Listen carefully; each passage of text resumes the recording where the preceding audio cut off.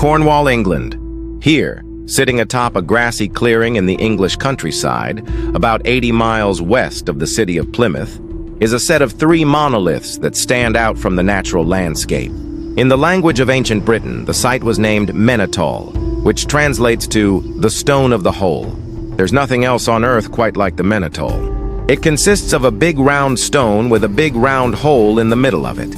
It's a couple of feet across. You can crawl through it quite comfortably, and there's a straight stone on either side.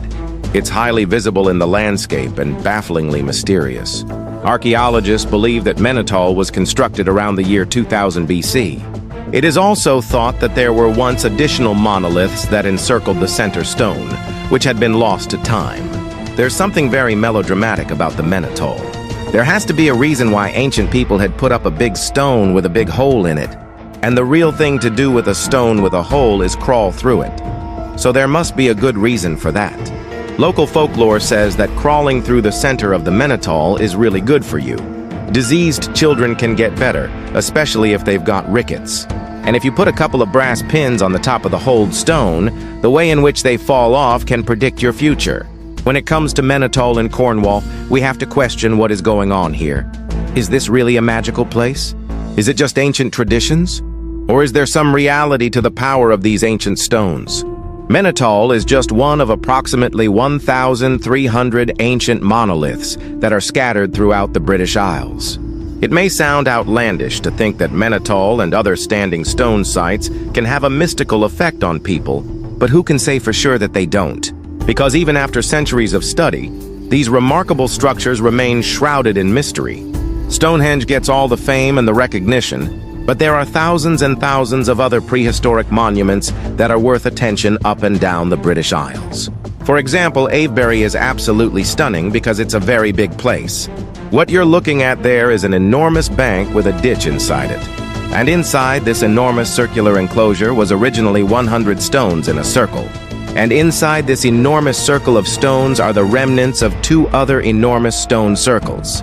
The place is so big that about half of a village was built inside it. It was an entire community. The largest standing stone in Britain is known as the Rudston monolith. It's around 25 to 26 feet in height, but there is just as much of it under the ground, creating this huge, great monolith, almost 60 feet in length. The significant thing about this is that the type of stone that it's made from can only be sourced about 30 miles to the north. That meant that it was dragged in some way to its position in the village of Rudston. And we have to ask ourselves, is there a greater purpose behind all of this? And if so, what is that greater purpose? In the UK right now we have thousands of known monuments, but there were probably thousands more originally. We do know that the people who built the megaliths in the UK were early farmers. They were from 4000 to about 2000 BC, but we really don't know what language they spoke. We don't really know how they socially organized themselves or their politics. So it's still very much a question exactly why they built them. Why would prehistoric people go to the trouble of erecting heavy standing stones that weighed, in some cases, as much as 40 tons? Well, one theory suggests that these monoliths served as a connection to a higher plane of existence. In many cases, these standing stones seem to be orientated towards celestial events, such as the rising and setting of the sun at the equinoxes and the solstices. And so these monoliths are very clearly a reflection of this belief of contact with higher forces that would have taken place through the ceremonies and the rituals that would go on once, maybe twice a year. Were these monolithic sites built for ceremonial purposes? It's an intriguing theory.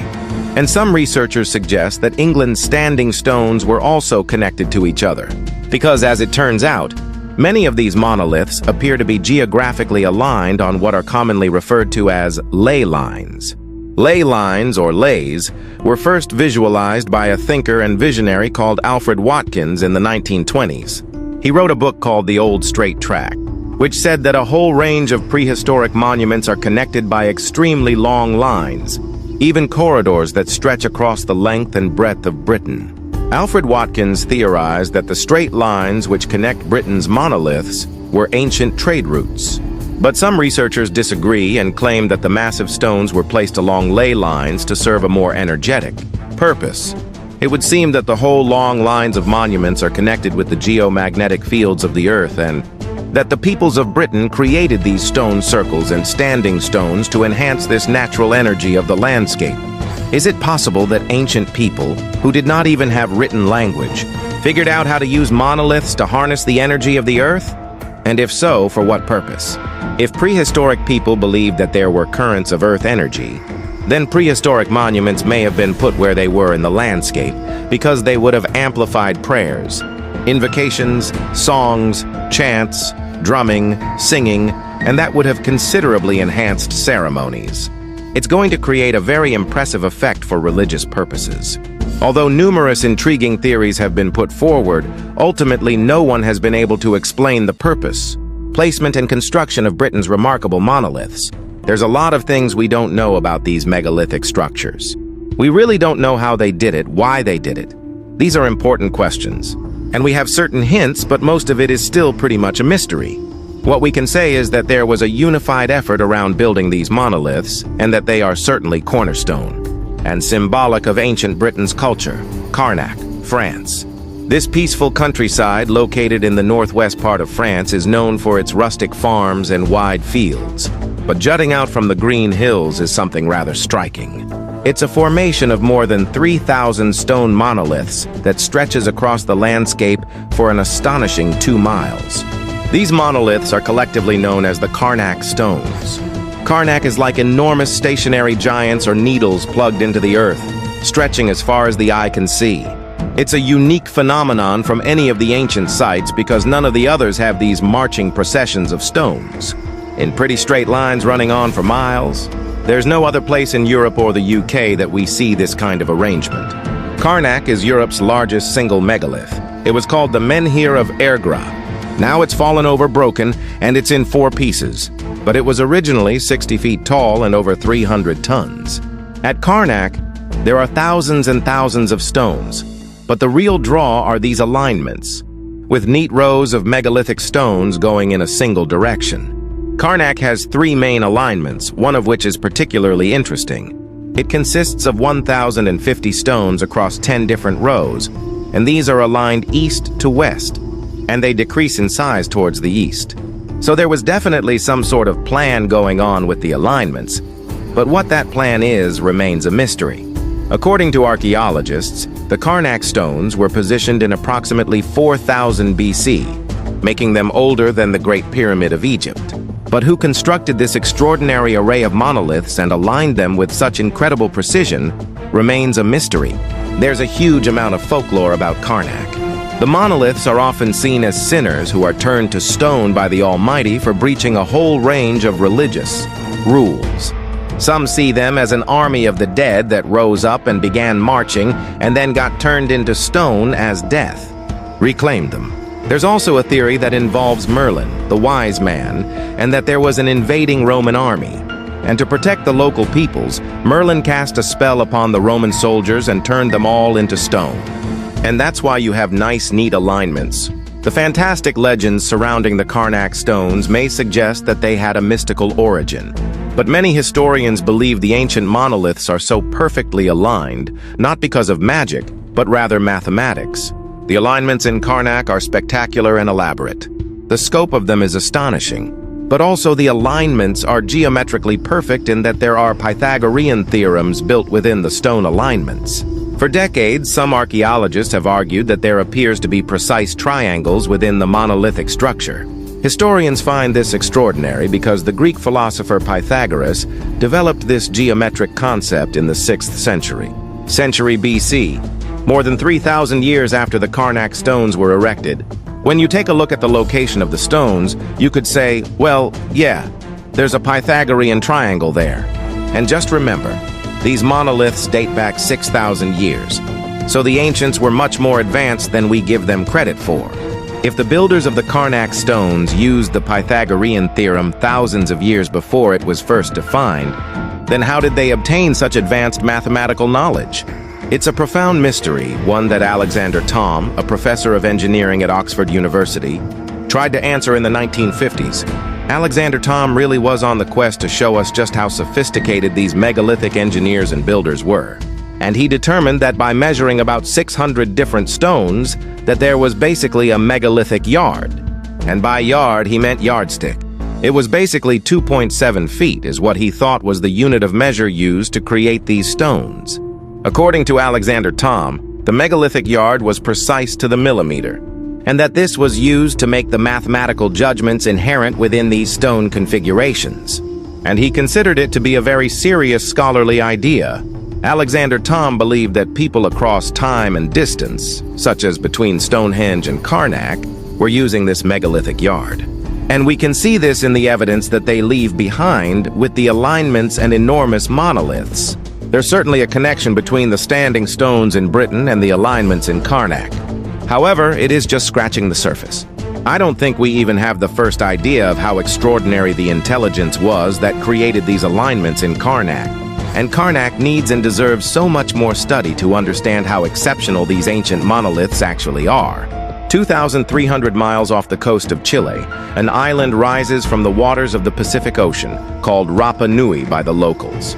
The island is perhaps better known by the name given to it by Dutch explorer Jacob Ruggaby when he landed here on Easter, Sunday, April 5th, 1722, and dubbed it Easter Island. Today, some 5,000 people make their home here, most of whom are the descendants of Easter Island's original inhabitants, who were also named the Rapa Nui. But its most famous residents are the hundreds of massive, ancient, monolithic statues, known as moai, that are scattered across its grassy cliffs. Easter Island is famous for its moai statues. They are these human depictions. Their faces are very long and their chins are long, and there are over 900 of them on the island. About 95% of them were quarried at a crater called Rano Raraku. And there are a number of failed or just given up on moai still carved into the crater's face. The moai vary quite a bit in size, but the average moai is about 12 to 13 tons and about 13 feet tall. So, people are really fascinated by this and continue to beg for an explanation of why did the ancient islanders in this remote location invest so much in these giant statues, and why are they here? Archaeologists estimate that the moai were created between 1400 and 1600 AD. For centuries, experts have been confounded as to what these massive headstones were intended to represent. But then in 2010, archaeologists uncovered an important clue when a series of excavations revealed that there was more to the moai than meets: the eye. They discovered the moai have torsos and they have very long, thin arms and hands. They're huge statues and they're buried up to their necks literally in sediment and debris. The moai have details on the body, some have petroglyphs on the body, and people are really fascinated by this because the common misperception of the moai comes from the really iconic photos of the heads alone. So, people see that and they just call them heads, but it's correct to really refer to the moai as statues.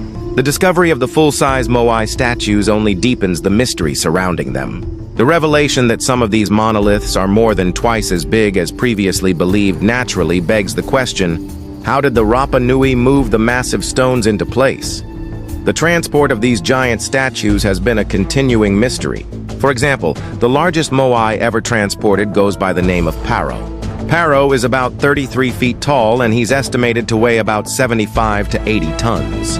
Paro was transported from the quarry to the platform where he was displayed, and it's over 3 miles.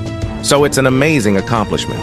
The mystery of how they moved these giant statues has been a perennial question.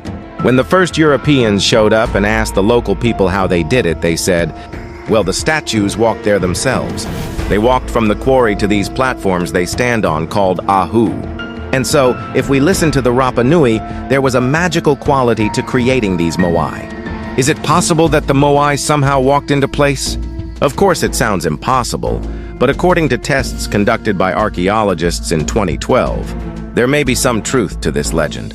What we showed in experiments with a replica of an actual moai is that the statues have a lower center of gravity that makes them lean forward, and if you attach ropes to the head and rock the statue, the pendulum effect takes over, allowing it to fall forward and the statue actually walks. It turns out that it looks like in the end, the Rapa Nui may well be right. Maybe they did walk there. Were the moai statues moved by an ingenious use of ropes? It's just one of the many intriguing theories about these giant stone statues. But ultimately, how they were transported and became buried up to their necks remains unknown. The moai of Easter Island really have come to represent mystery. Huge stone sculptures on a grassy, windswept island. People wonder who made these and why. And so, the mystery continues.